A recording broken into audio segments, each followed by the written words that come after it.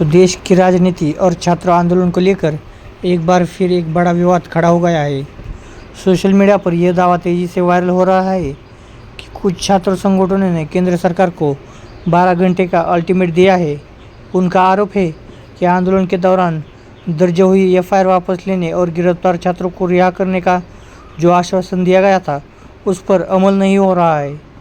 तो छात्र संगठनों का कहना है कि अगर उनकी मांगें नहीं मानी गई तो वे एक बार फिर दिल्ली में बड़ा प्रदर्शन कर सकते हैं और संसद मार्च का आह्वान भी किया जा सकता है। हालांकि सरकार की ओर से इन सभी दावों पर क्या आधिकारिक जवाब आया है यह देखना भी उतना ही जरूरी होगा। तो विरोध करने वाले छात्र का आरोप है कि कई राज्यों में आंदोलन में शामिल छात्रों पर कार्रवाई जारी है। उनका कहना है कि कुछ जगहों पर एफआईआर दर्ज हुई है और कुछ छात्रों को हिरासत में भी लिया गया है।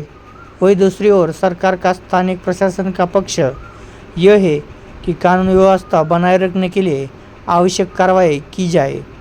यही कारण है कि अब यह मामला सिर्फ एक आंदोलन तक सीमित नहीं रहा बल्कि राजनीतिक बहस का बड़ा विषय बन चुका है। विपक्षी दल लगातार सरकार पर सवाल उठा रहा है। उनका कहना है कि यदि छात्रों से कोई सहमति बनी थी तो उसका पालन होना चाहिए। वही सरकार समर्थकों का कहना है कि कानूनी सभी के लिए समान है और यदि किसी की कानून तोड़ा तो कार्रवाई होना स्वाभाविक है। अब सबसे बड़ा सवाल यह है कि क्या वास्तव में दोबारा दिल्ली में बड़ा आंदोलन होगा। फिलहाल सोशल मीडिया पर कई तरह के दावे किए जा रहे हैं, लेकिन आधिकारिक स्तर पर क्या फैसला होता है इस पर सभी देश की नज़र बन चुकी है। अगर छात्रों की मांगें पूरी नहीं होती तो आंदोलन आगे बढ़ सकता है, लेकिन यदि बातचीत के जरिए समाधान निकलता है तो स्थिति बदल भी जा सकती है। अब यह पूरा मामला आने वाले दिनों में किस दिशा में जाएगा ये सरकार, छात्र संगठनों और प्रशासन के अगले कदम पर निर्भर रहेगा।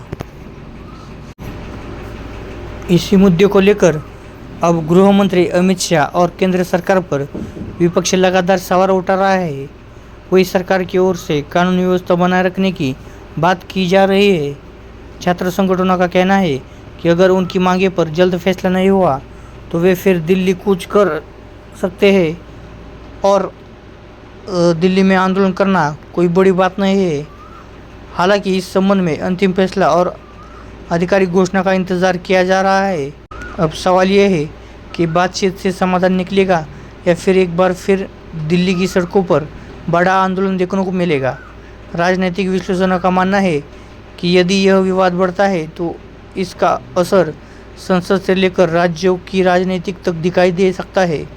दूसरी ओर सरकार के समर्थकों का कहना है कि कानून से ऊपर कोई नहीं है और किसी भी कार्रवाई का फैसला कानूनी प्रक्रिया के अनुसार होना चाहिए।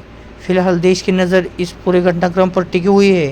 क्या सरकार और छात्र संगठनों के बीच फिर से बातचीत होगी? क्या आंदोलन टलेगा और तेज होगा? इन सभी सवालों को जवाब आने वाले दिनों में साफ दिखाई देंगे। तो दोस्तों, आपकी क्या राय है? क्या इस मामले का समाधान बातचीत से निकलना चाहिए या आंदोलन से? कमेंट में ज़रूर बता देना। तो मिलते हैं अगले वीडियो में, तब तक के लिए धन्यवाद, नमस्कार।